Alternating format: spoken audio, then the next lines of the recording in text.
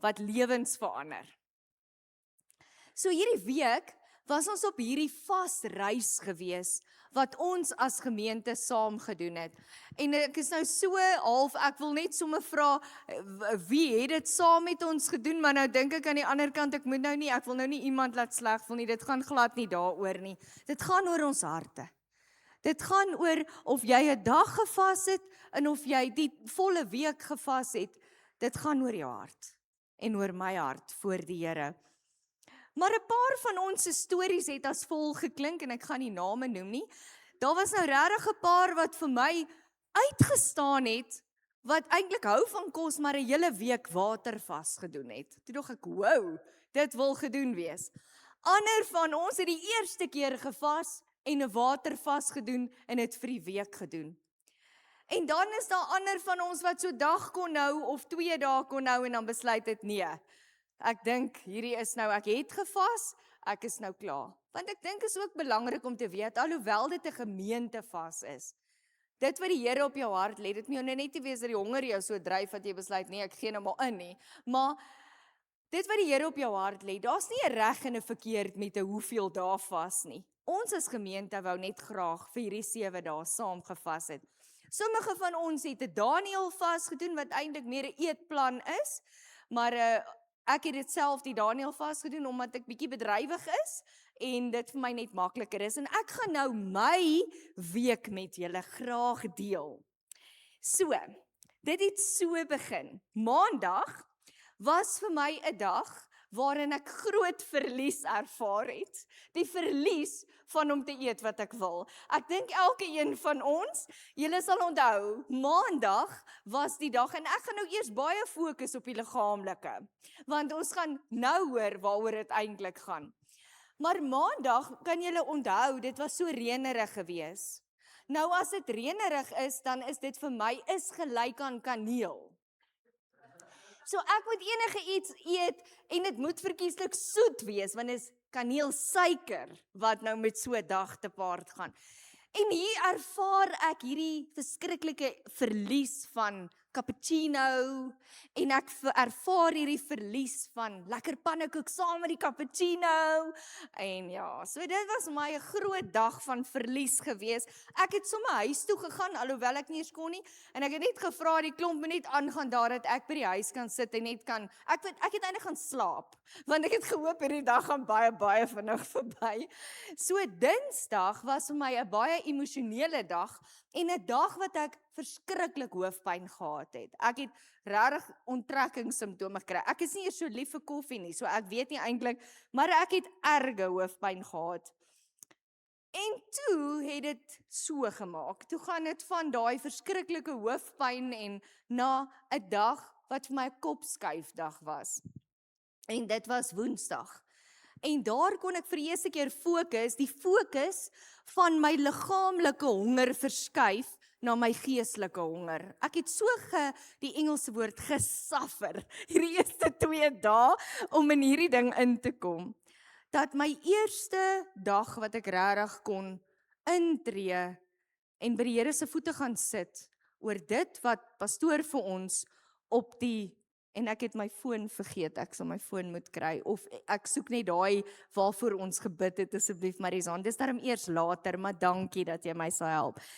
So, dit was die eerste dag, wat dit vir my kopskuif was, van my liggaamlike honger, na my geestelike honger. En dit waarvoor ons ingetree het as gemeente.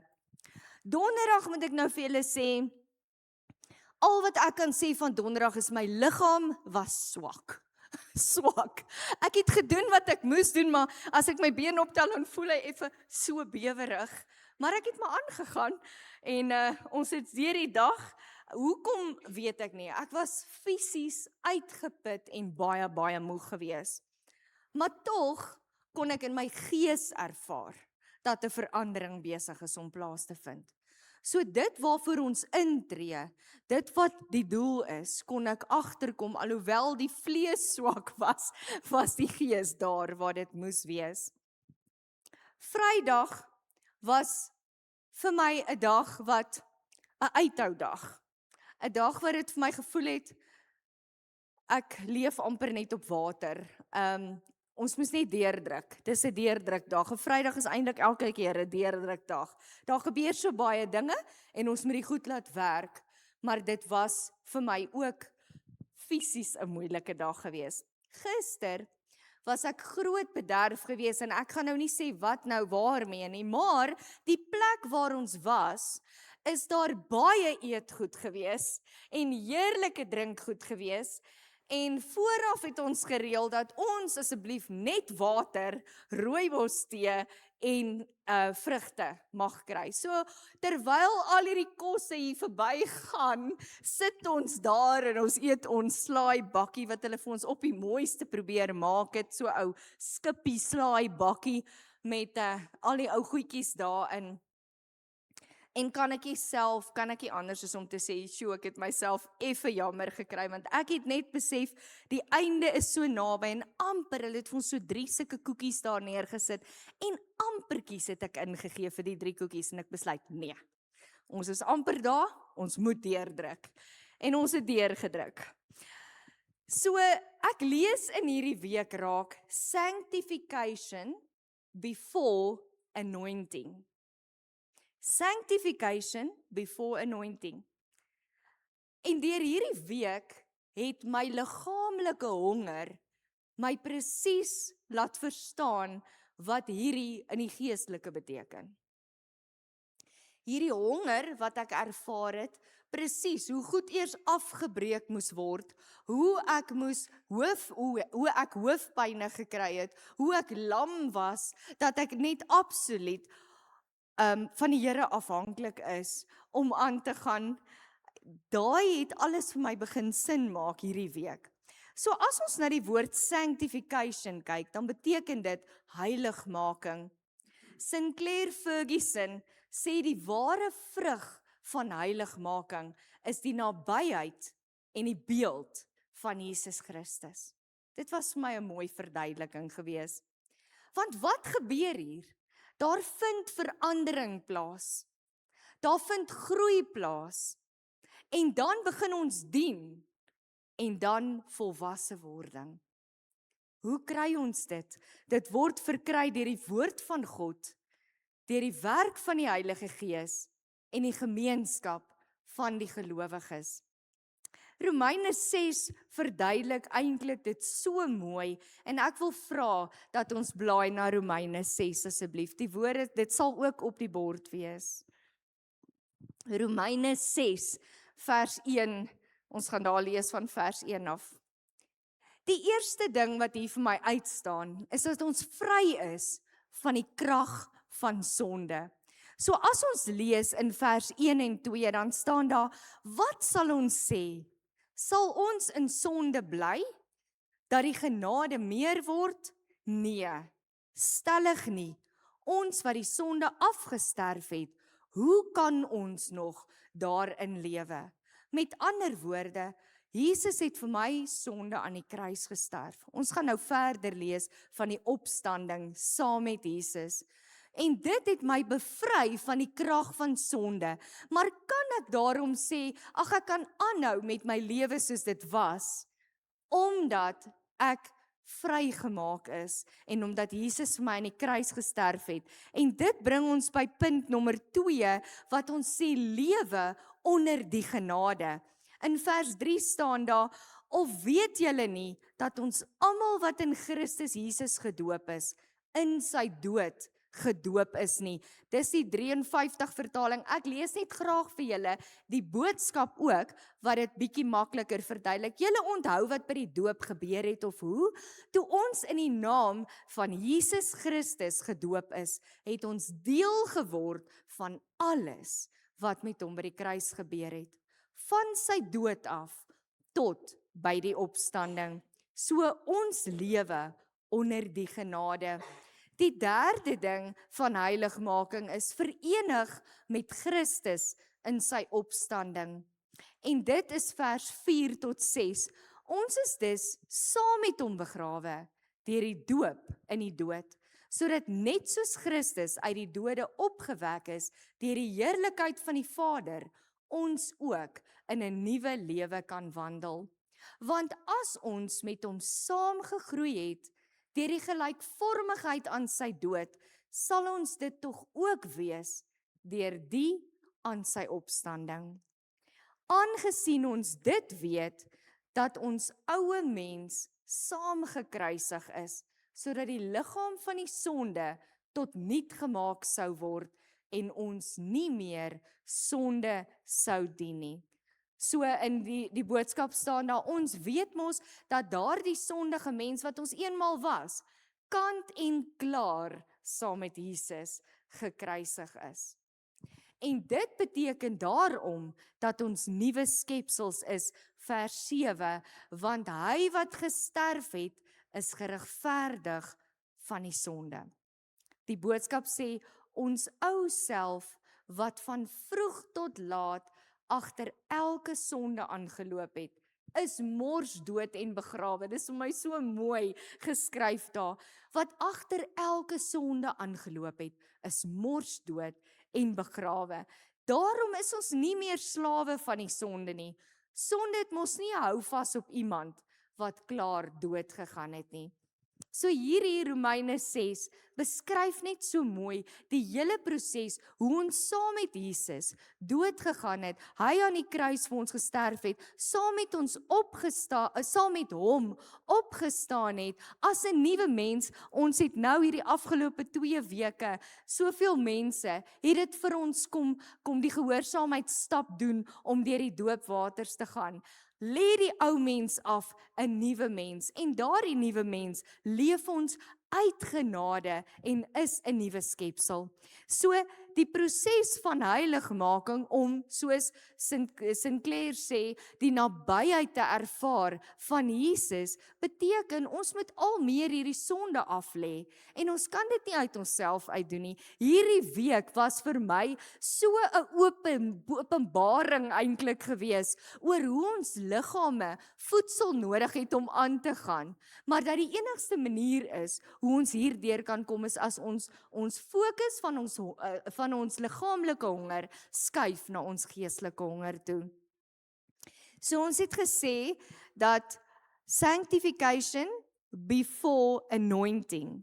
Nou anointing is salwing met die Heilige Gees, soos wat ons kan sien in 1 Johannes 2 vers 20. Dit verteenwoordig sy gees, sy teenwoordigheid en sy roeping. Hier is nou iemand wat altyd sê, hier toe ek dit hoor en lees, toe besef ek net, en die Heilige Gees het hier in my hart kom sit, toe besef ek net, is presies wat hierdie persoon altyd, hy sê altyd, hoe ervaar ek nou salwing? Nee, en hy sal nou presies weet, want ek het probeer namaak. Hoe ervaar ek nou salwing? Ja, dis die teenwoordigheid van die Here, van die Heilige Gees, sy teenwoordigheid en sy roeping op ons lewe. So salwing is nie net vir seën nie, maar ook vir genesing. Genesing waarvan? Dit genees wonde wat niemand kan sien nie. Ek gaan dit weer sê, want baie keer as jy hier 'n wond het, sien almal dit en kan ons gou-gou dokter toe gaan, maar baie keer is hier 'n wond hier binne wat niemand van weet nie. En hierdie week se begin het ons half losgemaak van al hierdie dinge wat besig is om te gebeur in ons lewe, en ons fokus was so gelig gewees op die geestelike honger, dat die Here kom wonde genees het. Dit herstel krag. Dit vernuwe gedagtes wat verdof was deur vrees, deur twyfel en deur pyn. Dit breek kettinge. Dit verwoes laste. Hoor mooi die woord verwoes. Dit verwoes laste. En die laaste ding, dit maak die leuns van die vyand stil. Nou, soms in ons lewens ervaar ons, ek sien julle is baie honger vandag. Ek kan dit sien, hier's geen reaksie nie, almal sit net so. Ja, maak net klaar, ons het die kos gesien. Ons is amper daar, hou net moed, fokus net vir 'n oomblik nog op die geestelike honger, en dan gaan ons die liggaamlike honger regkry. Maar pastoor was al 'n paar keer daar by die koekies gewees vanoggend. Jammer pastoor. Soms, dit is maar net hoekom ek sê, my pastoor sê, "Sst," dan wil ek maar net sê, ek ken nie geheim. So, soms ervaar ons dat die lewe ons probeer breek met probleme waarin ons is. Dit voel partykeer of ons verdrink. Partykeer is 'n probleem net so groot, dat dit voel, daar is geen uitkoms daaruit nie. En dis amper hoe dit vir my maandag gevoel het. Dit was my groot probleem gewees, dat hierdie weer en alles was net so presies reg gewees. En ja, dis nou eintlik half net 'n ou grappie daar. Maar dit voel partykeer asof ons verdrink. Maar in hierdie tyd, in hierdie week, het ek besef hoe die Here ons voorberei en ons vorm vir dit wat hy beplan, vir iets groters. Vandag sien ons wat saamgevas het uit na die ete hierna. Dis iets groters. Maar in ons geestelike lewe sien ons uit, ons het gebid vir eenheid, saam as een gees, een hart, een familie, een missie. Dis waarvoor ons gebid het. En ek het hierdie week besef, ek gaan nou bietjie meer sê daaroor, ek het hierdie week besef hoe intens hierdie spesifieke tema van hierdie jaar is. Want dit moet wees, soos wat ek Dinsdag gevoel het in my vas, ons moet kom neerlê, en ons moet kom nederig word voor die Here. As daar eie ek is, dan gaan dit definitief in die pad staan, van wat die Here wil doen, as een.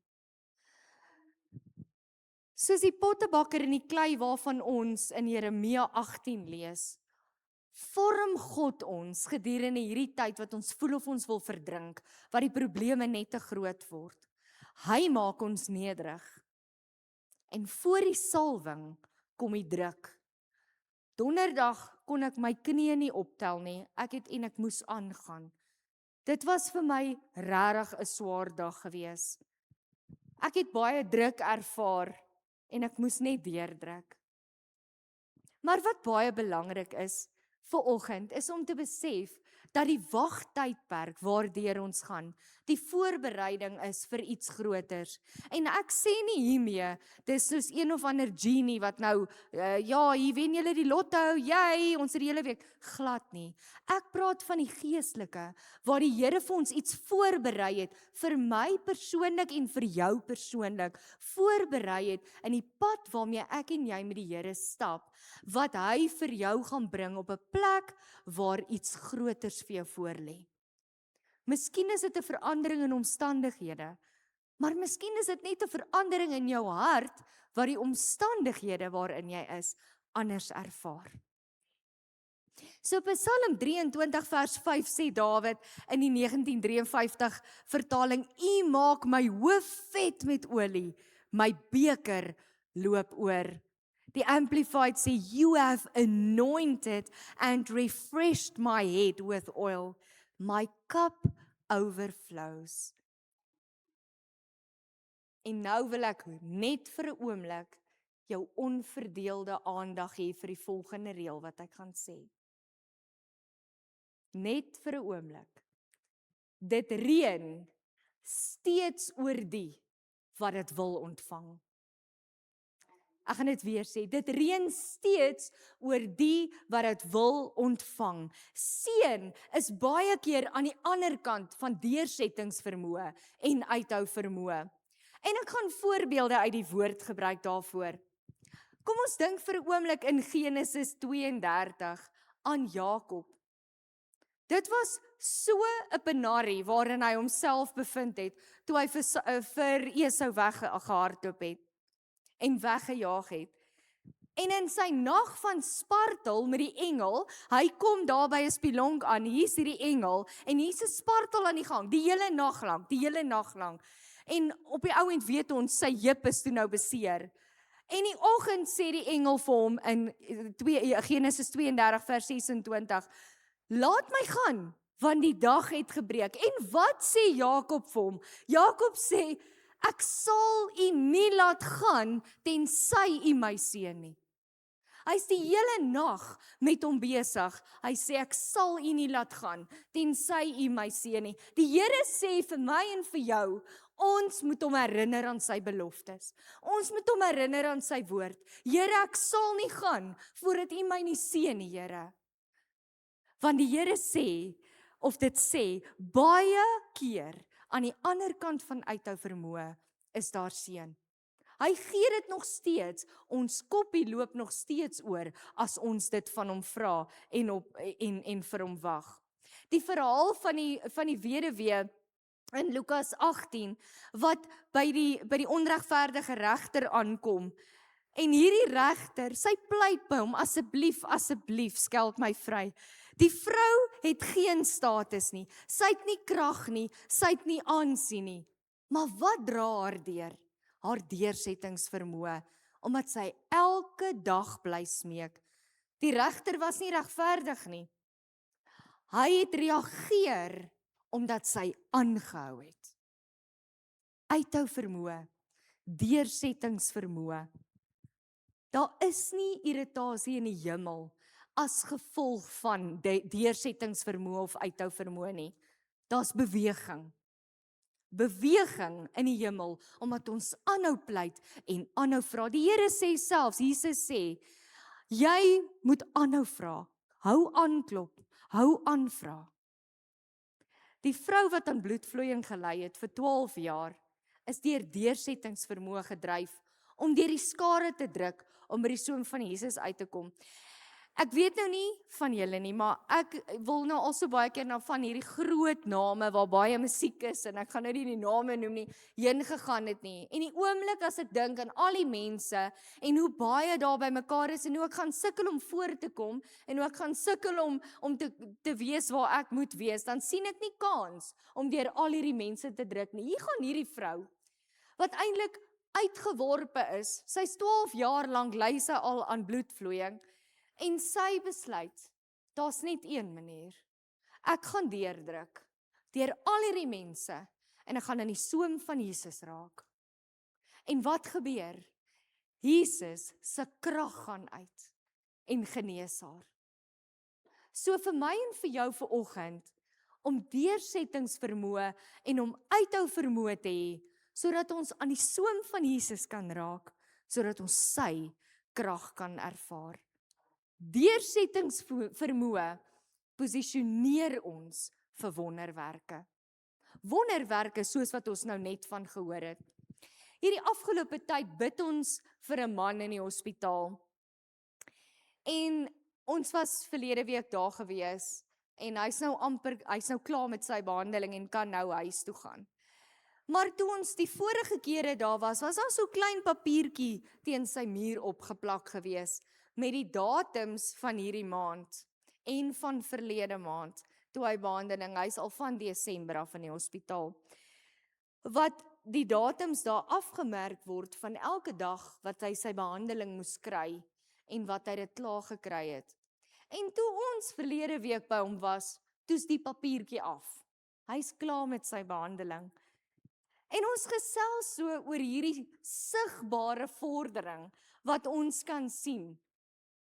Nie net want in sy liggaam ervaar hy dit nog nie, maar hierdie papiertjie wat hier op was, sê, ek is klaar met die behandeling. Baie keer bewonder ons die sukses wat behaal is, maar min verstaan die worsteling agter dit. Die worsteling, toe hy daar gesit het, en ons vir hom gebid het, en hy regtig partykeer moedeloos gevoel het. Hy was in hierdie week, na sy behandeling, baie siek gewees. En hy moes antibiotika kry, en hy word môre ontslaan. So, ons kan regtig sê, prys die Here daarvoor. Dis regtig 'n groot ding. So, ek wil vra dat julle vir my die warm water bring, asseblief Wilma. So, ek wil vanoggend graag 'n voorbeeld, net bietjie vir julle voorhou, wat 'n baie eenvoudige beeld is, maar wat ek net glo, hierdie week toe ek dit ervaar, besef ek, die verskil wat dit maak. En Wilma, bring nou net gou vir ons warm water daar, so ek het teesakkies hierso, daar sy, En ons gaan nou 2 houertjies met water hê. Hierdie enetjie gaan ek so lank, wat hy staan nou darm hier. So ons gaan so lank die teesakkie. Ek druk nie altyd my vinger en julle kan maar by my tee drink. Ek doen nie dit nie.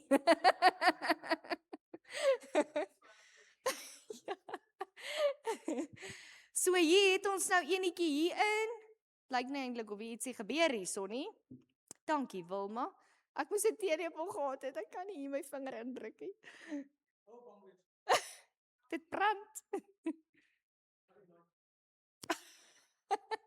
Hoe bly sal pastoor wees as ek hierdie mic gebruik? Daar sy, ek weet nie of julle kan sien nie. Dankie Wilma, daar sy. So kom ons roer net hierdie enetjie lyk vir my lui. Niks gebeur nie. Kom Boetie.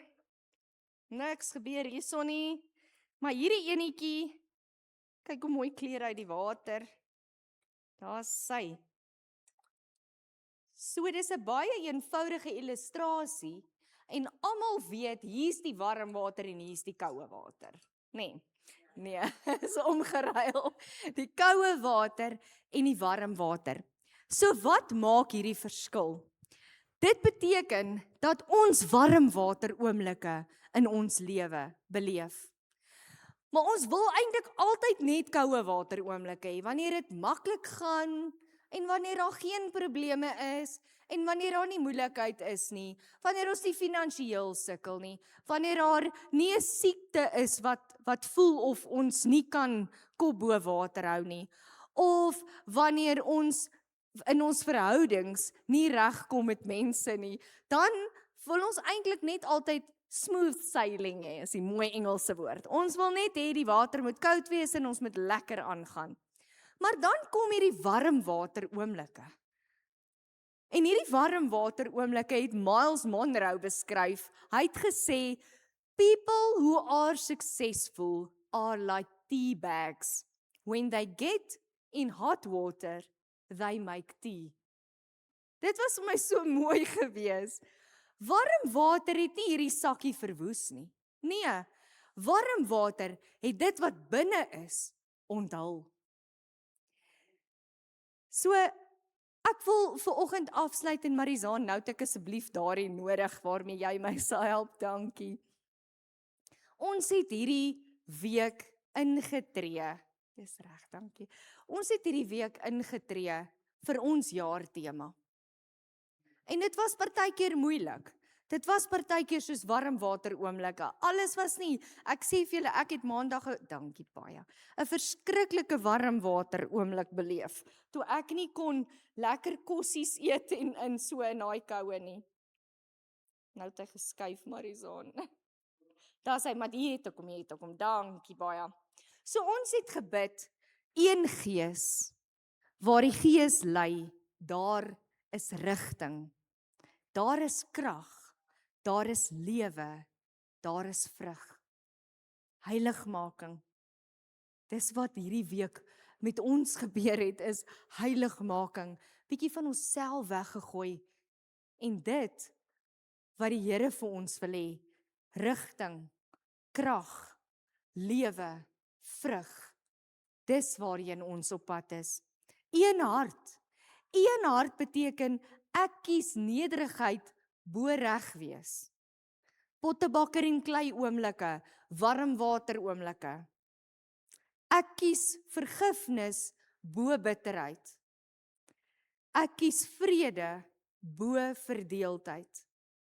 Ek dink as elke een van ons hierdie week deurgelees het, besef ons, is hier enige iets van hierdie wat ons uit ons eie uit kan doen? Niks. Ons is so afhanklik van die Here vir hierdie. Een familie, niemand is oorbodig nie, niemand is onsigbaar nie, niemand staan alleen nie. Een missie, ons eenheid het 'n doel, redding, herstel, hoop, die koninkryk vorentoe, 'n kerk wat as een beweeg, verenig deur die Gees, verbind in liefde, dien as 'n familie en die koninkryk met vrymoedigheid en vreugde bevorder. Dis bitter mooi goed wat hier staan, maar dit kos 'n prys. Soos wat ons hierdie week met die vas beleef het, dit het 'n prys gekos om by Jesus se voete te kom en net aan hom die eer te gee en net by hom te hoor wat hy wil doen en verander na iets groter. So kos hierdie ons hierdie jaar 'n prys. Want Kerigma is 'n kerk waar die stem van die Gees normaal is. Liefde die kultuur is, diens die leefstyl is, redding die hartklop is en Jesus die middelpunt is. Ons beleef almal op 'n stadium in ons lewe warm water oomblikke in ons verhoudings binne en buite die kerk. Jakob se warm water was vrees geweest. Die weduweesin onregverdigheid. Die vrou wat aan bloedvloeiing gely het, sin was kroniese siekte. Wat is vandag my en jou warm water?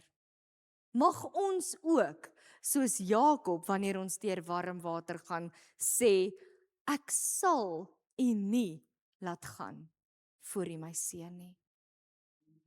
Kom ons maak ons oë toe. Here, vanoggend het U my so bewus gemaak dat al gaan ons deur moeilike goed, ons moet deur moeilike goed gaan, sodat dit wat binne ons is onthul kan word. En hoe nader ons aan U beweeg, Here, aan die nabyheid van Jesus, hoe meer is dit wat uit ons uitkom dan die beeld van Jesus. En ek bid dat elke een van ons, wanneer ons deur warmwater oomblikke sal gaan, sal bid, Here, ek gaan U nie los voor U my seën nie. In die naam van Jesus bid ek dit. Amen.